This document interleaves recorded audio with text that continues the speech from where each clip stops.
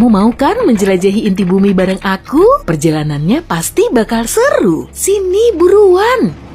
Inti bumi berada di kedalaman 6.400-an kilometer dan perjalanan kita pasti akan lama. Nah, lapisan yang saat ini kulubangi ini disebut kerak bumi dan bentuknya mirip kulit apel yang menyelubungi lapisan lain di dalamnya. Wah, ada kelinci tuh. Hewan mungil ini bisa menggali terowongan hampir sedalam 1 meter. Jadi nggak heran lah ya kalau di sini juga ada kelinci. Ih, ada cacing tanah juga tuh. Beberapa spesies cacing tanah di lubang dalam juga dikenal sebagai penjelajah kegelapan. Dan tubuhnya bisa memanjang hingga 3 meter di bawah tanah. Kamu masih mau lanjut kan? Barusan kamu dengar ada suara bip nggak? Itu pasti suara detektor logam yang dipakai para penggali emas. Di kedalaman ini, alat tersebut memang masih berfungsi, tapi kamu nggak akan nemu emas karena kemungkinan besar alatmu akan mendeteksi logam besar seperti mobil. Wah, nggak salah lagi nih. Ini pasti Liang Moleman. Seorang pria asal London telah menggali tanah di bawah rumahnya selama 40 tahun dan dia baru menghentikan penggaliannya di kedalaman 8 meter. Dia nyari apa sih? Kerak bumi kita relatif tipis karena ketebalannya cuma sekitar 35 km. Di bawah lautnya terdapat batu basal, sedangkan di bawah daratannya ada batu granit. Ada juga yang namanya kerak samudra dan kerak benua. Wow, apaan tuh? Kok kayak buaya? Emang iya, sebagai hewan penggali liang terdalam di dunia, buaya Nil masih bisa kita jumpai di kedalaman 12 meter. Rupanya nggak cuma buaya tuh yang lebih suka ngumpet dari ramainya kehidupan di atas tanah. Beberapa negara bahkan telah mendirikan bangunan dan tempat berlindung di bawah tanah. Bangunan terdalamnya berada di kedalaman 85 meter atau tepatnya di bawah kota Kapadosia, Turki. Wah, lagi-lagi it's my dream, Mas, not her. Bangunan 18 lantai ini bisa menampung sekitar 20.000 orang. Tapi gimana caranya masuk ke bawah sana ya? Mereka bisa naik kereta di stasiun metro terdalam sedunia di Kiev, Ukraina sedalam 106 meter. Manusia perlu teknologi canggih untuk menggali lubang hingga sangat dalam, tapi akar pohon bisa menjangkaunya secara alami. Bahkan di Afrika Selatan, ada spesies pohon yang akarnya bisa menghujam sampai 122 meter di bawah tanah.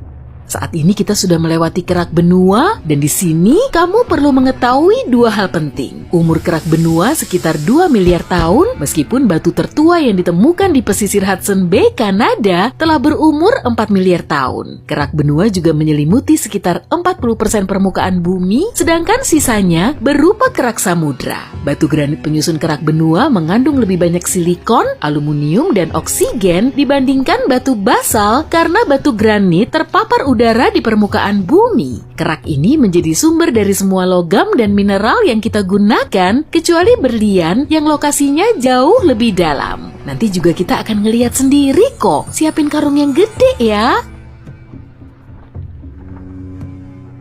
Apaan tuh? Kok ada banyak orang yang pakai baju lari sih? Meski kelihatan sangat aneh, pada tahun 2004 lalu ada lomba setengah maraton yang diadakan di tambang garam Bohnia, Polandia. Event ini menjadi lomba lari setengah maraton paling dalam karena lokasinya berada di kedalaman 212 meter.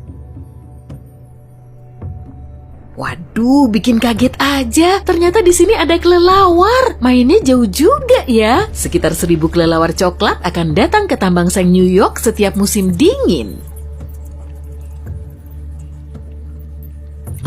Makin dingin aja nih. Bibun abadi terdalam berlokasi di sini. Lapisan tanahnya tetap beku secara permanen. Kerak bumi juga berfungsi sebagai selubung listrik yang menutupi mantel. Di dalamnya ada banyak unsur radioaktif seperti uranium, thorium, dan kalium yang bisa menghasilkan panas.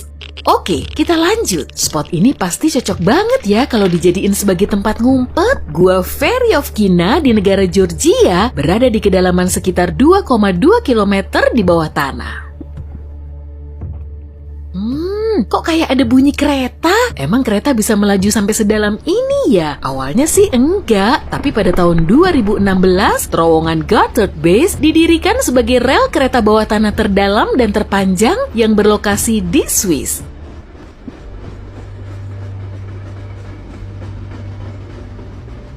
Di bawah sini ternyata ada makhluk hidup lain loh. Cacing dari area pertambangan Tautona di Afrika Selatan ini termasuk organisme bersel banyak. Habitatnya ada di tempat terdalam. Tambang emas Emponeng yang juga berada di Afrika Selatan merupakan tambang terdalam dan lokasinya berada di kedalaman 4 km.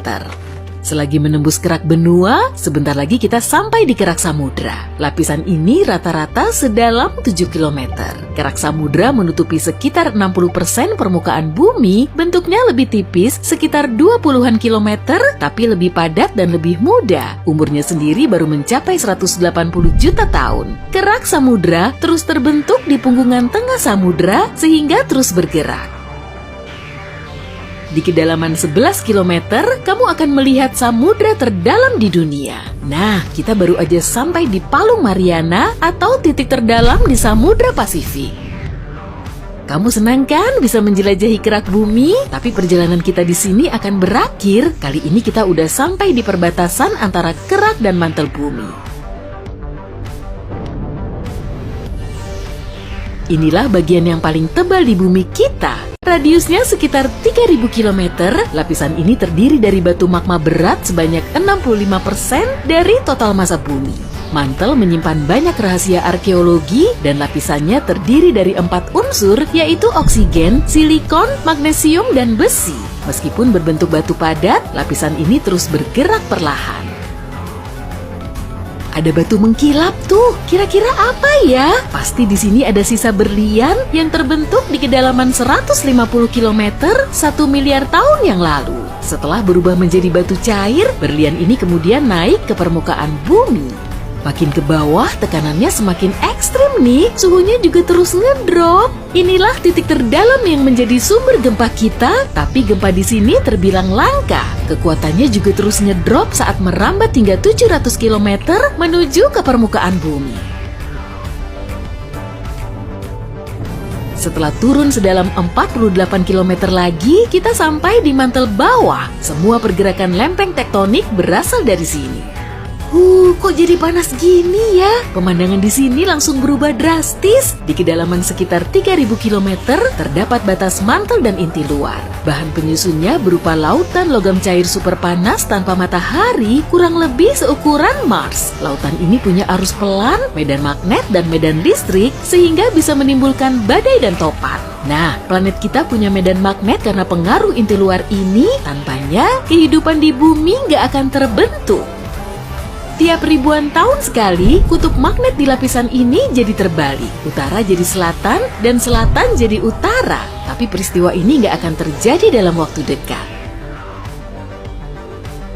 Di kedalaman 4140 km, ada inti dalam. Lapisan ini paling panas dan paling dalam. Bola super padat ini terdiri dari 80% besi dan 20% nikel yang suhunya mencapai 6000 derajat Celcius. Berarti hampir sepanas permukaan matahari. Inti dalam bumi hampir seukuran bulan dan beratnya kurang lebih 2% dari total massa bumi. Volumenya sekitar 5 kali dari seluruh air di lautan, tapi wujudnya tetap padat karena tekanan di situ sangat kuat, yaitu jutaan kali lebih kuat daripada tekanan di permukaan bumi. Karena nggak ada manusia yang beneran turun sampai sedalam ini, ilmuwan perlu menelitinya secara mendalam. Sebagian dari mereka meyakini kristal besi kecil terbentuk di bagian luar intinya, kemudian menyatu menjadi kristal besar seukuran perkotaan di dekat inti. Karena itulah, inti dalam juga disebut dengan inti kristal. Beberapa waktu yang lalu, ilmuwan asal Inggris menemukan inti dalam yang masih relatif muda, mungkin umurnya sekitar 500 juta sampai 1 miliar tahun. Angka segitu masih terbilang muda untuk ukuran ilmu bumi. Lokasi persis inti bumi memang sulit diprediksi, tapi kita bisa menandainya pada kedalaman 6370 km. Wow, perjalanan kita udah sejauh ini.